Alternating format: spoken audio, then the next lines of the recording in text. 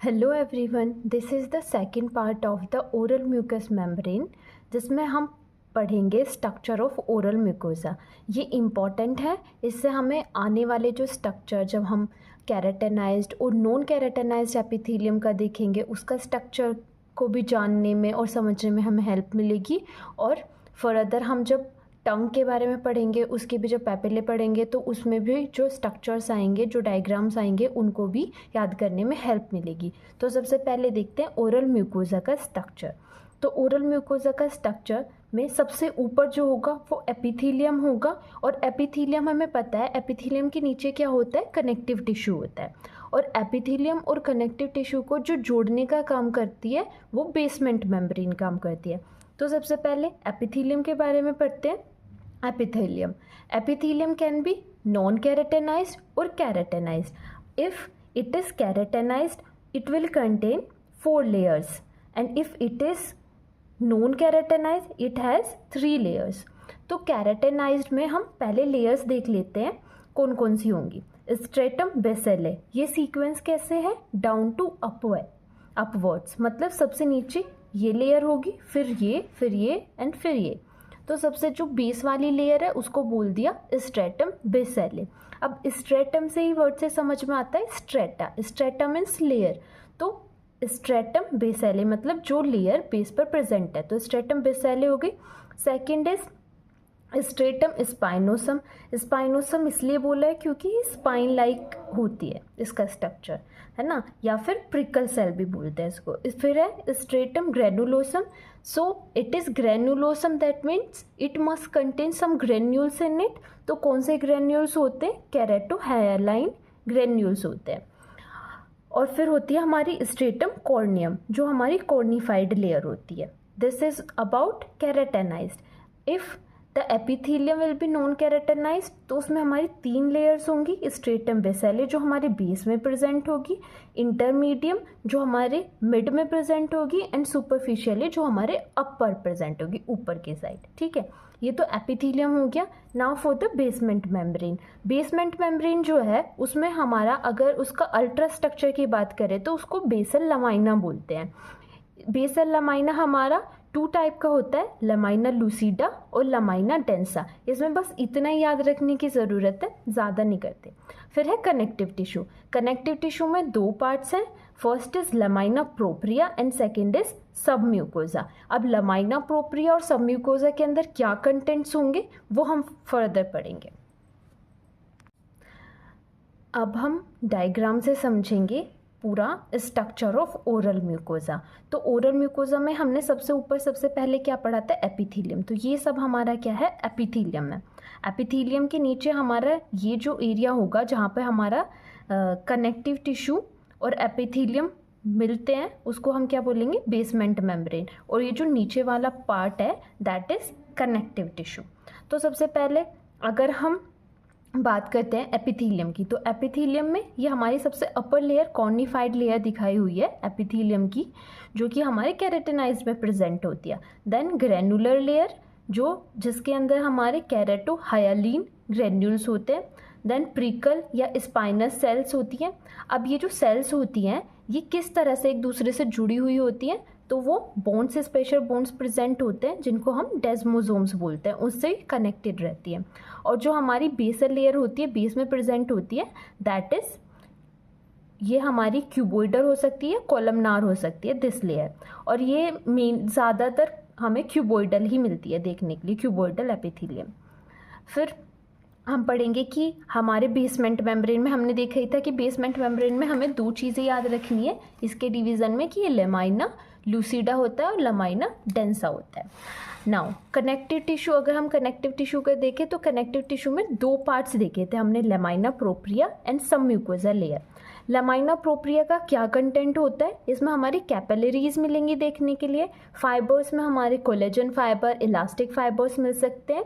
Now the cells में fibroblast, mast cells, microphages, inflammatory cells like neutrophils. Okay, और इसके साथ साथ हमें कुछ नर्व प्लेक्सेस भी देखने के लिए मिल सकते हैं लमाइना प्रोप्रिया के अंदर। नर्व प्लेक्सेस क्या होते हैं, सिंपली अगर मैं साफ हिंदी भाषा में बोलूँ तो जो नर्व्स का गुच्छा होगा, मतलब कि जहाँ पर एक या दो से ज़्यादा नर्व्स होंगी, ठीक है, तो उसको, और वो एक दूसरे से कोइल्ड होंगी, तो उसको क्या बोलेंगे हम, नर्व प्लेक्सेस बोलेंगे. This is the content of lamina propria. Now for the submucosal layer. Submucosal layer जो है इसके अंदर हमारा क्या होगा मेन कंटेंट, देखो इसके अंदर मेनली हमारी आर्टरी और वेन्स प्रेजेंट होती हैं, जिनका फर्दर डिवीज़न या ब्रांचेस जो है वो हमारी लमाइना प्रोप्रिया के अंदर जा रही है, ठीक है. और इसी तरह से यहाँ पे नर्व भी होगी मेन, जिसका डिवीज़न हमारा लमाइना प्रोप्रिया के अंदर जा रहा था. इसके साथ साथ सबम्यूकोसा के अंदर हमें कुछ salivary glands, minor salivary glands भी मिल सकती हैं, एडिपोज टिश्यूज़ मिल सकते हैं, ठीक है.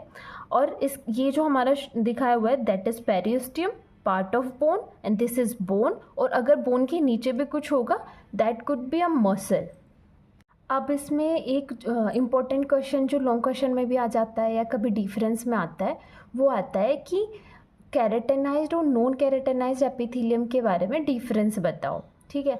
तो हम सबसे पहले ना उसको स्टार्ट करने से पहले हम कैरेटिनोसाइट और नॉन कैरेटिनोसाइट के बारे में एक डिफरेंस पढ़ लेते हैं और उसको समझ लेते हैं. Then we will be starting the difference between keratinized and non keratinized epithelium. Now keratinocytes, what are keratinocyte. तो जो कैरेटिनोसाइट होते हैं इनके अंदर साइटोकैरेटिन प्रेजेंट होता है और या फिर टोनोफिलामेंट प्रेजेंट होता है, जिसकी वजह से इनका फीचर है, जिसकी वजह से इन्हें कैरेटिनोसाइट बोलते हैं. फिर नॉन कैरेटिनोसाइट में ना तो कोई टोनोफिलामेंट होता है और ना साइटोकैरेटिन होता है. सेकंड पॉइंट इज कैरेटिनोसाइट जो होती हैं वो हमारे बेसल कैरेटिनोसाइट होती है ना, मतलब बेसल लेयर जो हमने पढ़ी थी अभी स्ट्रक्चर में, उधर से होते हुए ऊपर जाती है वो. तो इसका मतलब क्या है, वो कुछ ना कुछ माइटोटिक एक्टिविटी शो करती हैं, दैट मीन्स वो डिवाइड करती हैं. लेकिन नॉन कैरेटिनोसाइट जो होती हैं उनके अंदर कोई माइटोटिक एक्टिविटी हमें नहीं दिखती and they do not divide. अब जो हमारी कैरेटिनोसाइट होती है वो बेसल लेयर, जो हमने बेसल लेयर पढ़ी थी एपिथेलियम के अंदर, बेसल लेयर से सरफेस की तरफ माइग्रेट करती हैं, बट नॉन कैरेटिनोसाइट माइग्रेट नहीं करती. फिर कैरेटिनोसाइट जो होती हैं वो डिफरेंशिएशन में जाएंगी और मैचुरेशन में जाएंगी, और इनमें ना तो कोई डिफरेंशिएशन होता है ना कोई मैचुरेशन होता है, क्योंकि यहाँ कोई डिवीज़न ही नहीं हुआ. अब कैरेटिनोसाइट को अगर हम देखें हिस्टोलॉजिकली तो इनको हम स्टेन कर सकते हैं routine H and E stain से, और हमें ये आसानी से हम डिफ्रेंशिएट कर पाएंगे, देख पाएंगे. लेकिन नॉन कैरेटिनोसाइट जो है वो स्टेन नहीं होती है H and E स्टेन से. इनके लिए हमें एक स्पेशल स्टेन की ज़रूरत पड़ती है जिसमें हम इम्यूनोसाइटोकेमिकल मेथड यूज़ करते हैं. कैरेटिनोसाइट जो होती हैं वो अरेंज होती हैं लेयर्स में, और नॉन कैरेटिनोसाइट कोई भी लेयर्स में अरेंज नहीं होती हैं. कैरेटिनोसाइट जो होते हैं वो बहुत ज़्यादा होते हैं, न्यूमरस होते हैं ओरल एपिथेलियम में, जबकि नॉन कैरेटिनोसाइट कुछ ही होते हैं. कैरेटिनोसाइट जो होता है वो एक दूसरे से अटैच्ड होते हैं डेस्मोसोम की हेल्प से, जो अभी पीछे स्ट्रक्चर में भी बताया था. और जो हमारे नॉन कैरेटिनोसाइट है इसमें कोई भी अटैचमेंट देखने के लिए नहीं मिलती. जो फंक्शन है कैरेटिनोसाइट का वो मेनली क्या है, कैरेटिन बनाना, ठीक है. और नॉन कैरेटिनोसाइट के वेरियस फंक्शन हो सकते हैं उनके, वो डिपेंड करेगा कि क्या मतलब क्या फंक्शन है उसके बेसिस पे. तो इनका मेलानिन प्रोडक्शन हो सकता है या इम्यून फंक्शन हो सकता है. और ये जो है कैरेटिनोसाइट अल्टीमेटली डेस्क्वेमेट हो जाती हैं, ठीक है. लेकिन नॉन कैरेटिनोसाइट ऐसा कोई भी फीचर शो नहीं करती. These cells are not from neural crest और बोन मैरो.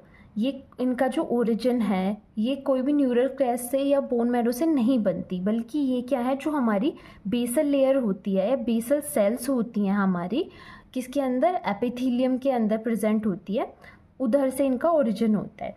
बल्कि और नॉन कैरेटिनोसाइट जो होती हैं ये माइग्रेट करती हैं न्यूरल क्रेस्ट से और या फिर बोन मैरो से.